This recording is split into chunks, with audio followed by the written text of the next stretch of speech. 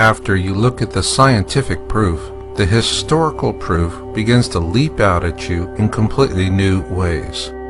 A good example of this new context can be found with Jeremiah, a prophet from the Old Testament. He felt compelled to warn us of something he called the destroyer, and he clearly foresaw how the entire earth would suffer its wrath. In Jeremiah 25:32 and 48:8 we read, "Disasters will soon spread from nation to nation. They will come like a powerful storm to all the faraway places on earth." Here Jeremiah clearly warns us that this future cataclysm will beset us on a global scale. He goes on to say, "The destroyer will come against every town. Not one town will escape. The Lord said this will happen." Here Jeremiah identifies the global cataclysm as being caused by something he refers to as the destroyer. So are there any similar ancient texts from this same period of time that give us the same exact wording? Yes, there is.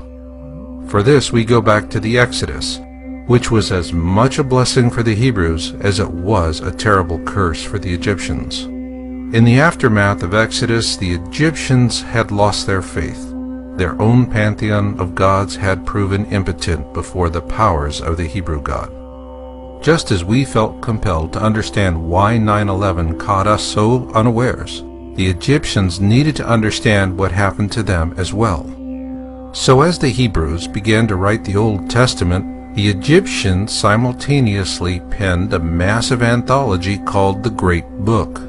The original text was written in ancient Hieratic and was later translated into Phoenician and then on into English. In its original form, the Great Book was the size of a modern encyclopedia, and it offered very precise historical accounts.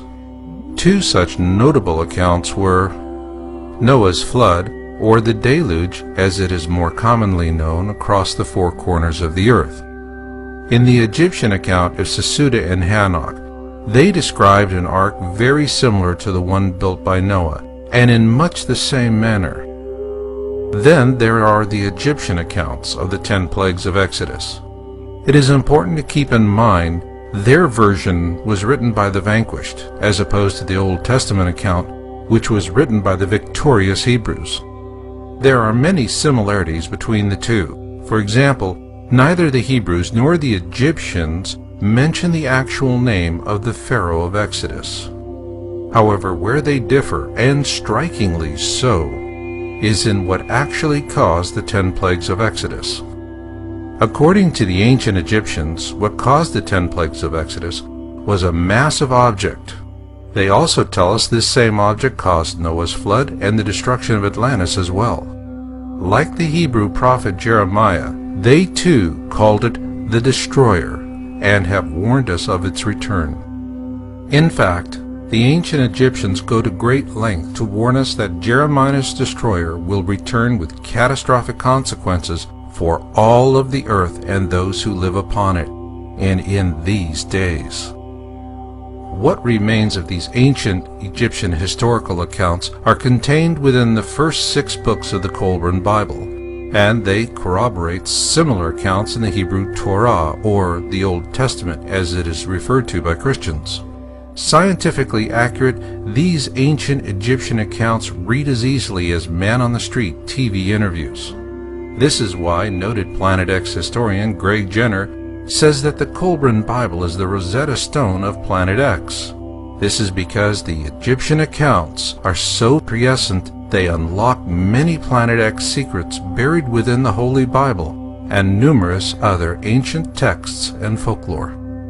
Many of the harbinger signs of the destroyer's return mentioned within the Qumran Bible have already come to pass, and it is warning us that what will come will be Jeremiah's destroyer. The Qumran Bible gives us many examples of what this is going to be like, and most notable comes from the Book of Manuscripts. When blood drops upon the earth, the destroyer will appear, and mountains will open up and belch forth fire and ashes. Trees will be destroyed, and all living things engulfed. Waters will be swallowed up by the land, and seas will boil. Assuming our governments know all this, what are they doing about it? And of course, we want to know what's going to happen to us. Well, our governments have known about it for a long time, and yes, they're doing plenty about it.